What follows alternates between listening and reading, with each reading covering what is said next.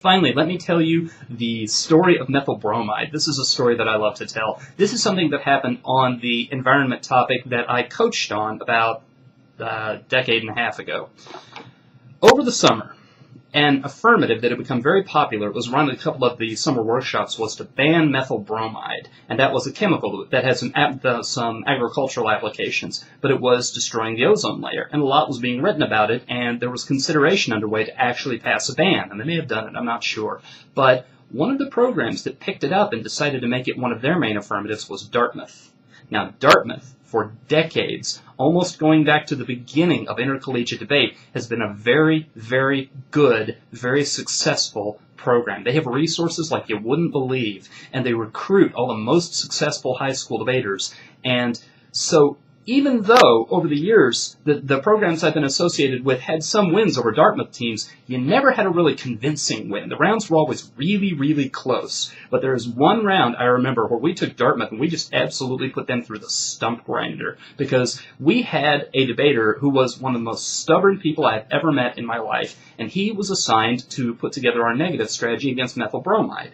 And he didn't do what almost everybody else in the country did, and what even Dartmouth did. Most people who researched methyl bromide, they stuck to the public policy literature. They went to newspaper articles, law review articles, congressional hearings, where people would talk about what methyl bromide did in language that was suited for a non-scientist. And they would give the reasons why banning methyl bromide would be a good idea, or the reasons why banning methyl bromide would not be a good idea. And so most of the debates Dartmouth was having revolved around solvency, revolved around disad links, but very rarely did they have to get into the ins and outs of whether methyl bromide was actually harmful. What our debater did is he went to our science library, and we had a really good science library at the time. This is when I was with the University of Georgia.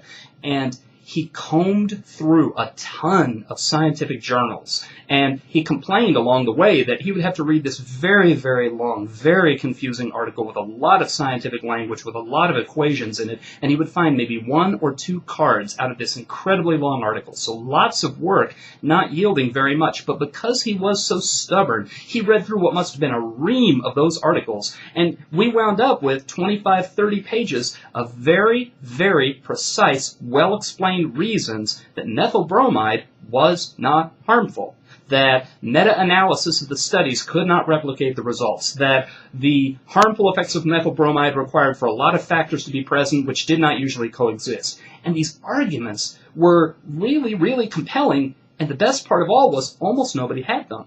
We went in to debate Dartmouth not long after he got done with this assignment, and they didn't know what hit them. It was like being hit by a wrecking ball. They had not honestly cut that many cards on what methyl bromide did and why it was bad, because nobody was debating them on that. And so when we came at them with what they were not at all prepared to debate, then winning our disadvantage link and getting enough of this disadvantaged link, fending off enough of their link takeouts and so forth to outweigh the case, wound up being a really easy job because our attack on the case was so devastating. So I tell you that entire story to tell you that when you go for the information, when you go for the evidence that's not the low-hanging fruit, you really wind up having the edge in those debates where the debaters are fairly evenly matched, and it's not a matter of the more experienced debaters taking down the less experienced debaters. And here, at the beginning of the year, when you're not under as much pressure as you will be when the season is underway, right now is a good time to do it.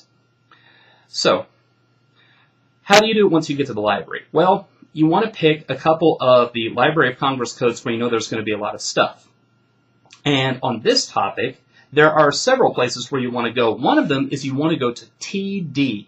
TD. This assumes that the library is not using Dewey Decimal, that they're using the Library of Congress system. The Library of Congress system, what's lumped together under T is technology, and then TD is technology and the environment. And so a lot of the books grouped there are about pollution, a lot are about pollution remediation, and so forth. So look for the ones that are more recent, glance at them, get a feel for what they're about, and either toss them on the we need to check this out pile or put them back on the shelf. And you may need to cull down and just take the very best ones with you, being realistic about how much time you're going to have to get all of this processed. As you come to shelved journals, you just need to go back through 2 or 3 years and If articles look interesting and you sampled a couple of paragraphs and it looks like they have a lot of potential, then make sure that you take them either to photocopy or, depending on what the circulation policies are, possibly you can take them with you.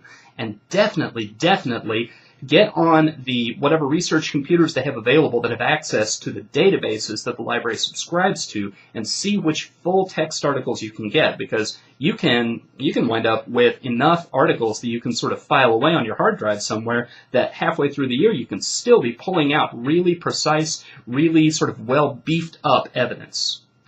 So, if I were you, that's what I'd begin with. And I'm going to wind this video down by making an offer to anybody who is in the neighborhood of Oregon, anyone who's within travel distance of Eugene, Oregon. And the offer that I want to make is, we are only about 1 block from Knight Library. Northwest Christian University is literally across the street from the University of Oregon, and Knight Library is the largest library, the best equipped library in the state. And what I have done at the bottom of the log where I'm going to put, or at the bottom of the entry where I'm going to put this video, is I've listed some of the journals that are available, some of the books that are available, to try to dangle some bait in front of you, to entice you that you ought to come and put in a day, bring your club with you, and do a sweep. And what we can offer you is we can offer you a classroom that can be a staging ground where you can sit and make your plans and bounce your ideas and figure out what to do. And you can even bounce those ideas with me if you'd like, because this is a topic that I have a certain amount of knowledge about, even though the knowledge may not be very deep as to what the state of the topic is this year. So, my email address has been in a couple of these videos, but here it is again, dr.srader@gmail.com, or you can give me a call at 541-684-7216, and we can schedule something if you want to take a road trip and get a hold of such a big, rich vein of evidence that you'll still be working on it by the time Nationals comes around. Give it some thought.